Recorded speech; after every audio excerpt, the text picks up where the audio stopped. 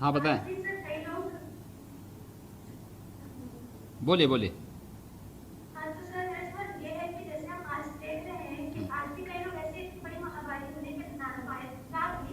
वो इतने सारे ऐसे फिक्स कर रहे हैं। तो मैं एज मेडिकल एस्पायरेंट और एज सिटीजन ऑफ इंडिया हमें इस महामारी से क्या सीख लेनी चाहिए, क्योंकि भविष्य में जब ये महामारी खत्म होगी तब भी हमें अपने रोजमर्रा लाइफ में कुछ ना कुछ चीजें सीखनी होंगी इससे, कुछ ना कुछ चीजें समझना होगा ताकि हम अपने आगे भी इससे बच सकें या हमेशा अपनी जिंदगी में कोई एक ऐसे स्टेप अपनाए कि हम हमेशा सेफ रहें। तो ऐसे कौन से स्टेप होंगे कि हम भी भविष्य में भी एक वॉरियर बन सके, जैसे हम आज भी वॉरियर हैं लेकिन आने वाले भविष्य में भी हम हमेशा एक वॉरियर ऐसे रहें कि कभी हमें इस महामारी का सामना दोबारा नहीं हो। देखिए, आपने बहुत अच्छी बात कही है और देखिए, आप सबकी सुरक्षा हम सबका हमारा दायित्व है और इसलिए हम लोगों ने ये कदम उठाया। मैं मानता था कि हमारे इस कदम से और कुछ बहुत सारे लोगों को थोड़ा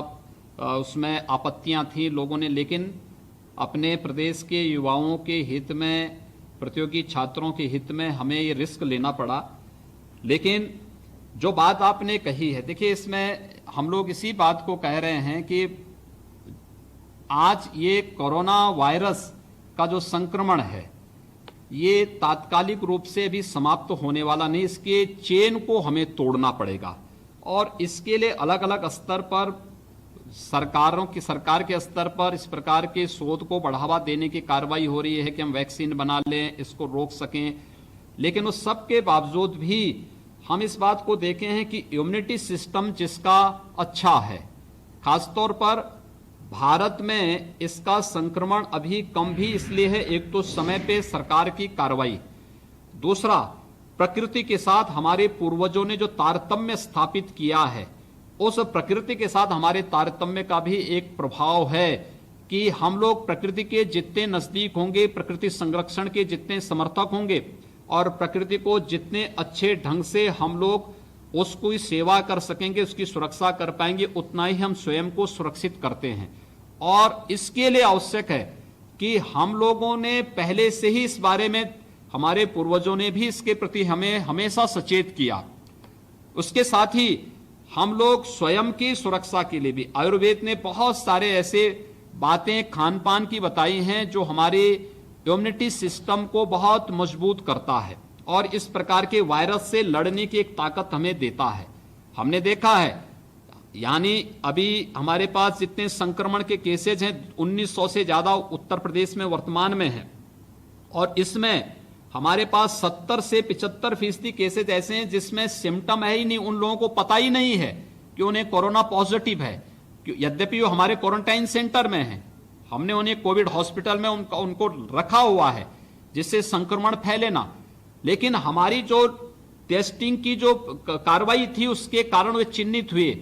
कि इन लोगों में कोरोना पॉजिटिव है, अगर ये फील्ड में कहीं घूमेंगे तो हो सकता है ये संक्रमण फैल सकता है। लेकिन इम्यूनिटी सिस्टम उनका इतना मजबूत है कि उनको पता ही नहीं है कि उनके पास भी कोरोना पॉजिटिव का संक्रमण उन तक पहुंच चुका है और वे बहुत आसानी से ठीक भी हो जाएंगे, कहीं कोई समस्या उनके सामने नहीं है। दुनिया में जहां भी लोगों ने आधुनिक जीवन पद्धति को अपनाया है वहां पर जैसे फास्ट फूड की जो व्यवस्था है जिसको हमेशा हानिकारक बताया गया है, ये आज उन लोगों के लिए खतरनाक साबित हो रहा है और मुझे लगता है कि ये हमें वास्तव में भारतीय पद्धति की ओर आने के लिए भी एक अवसर देता है कि हम इसका पालन करें।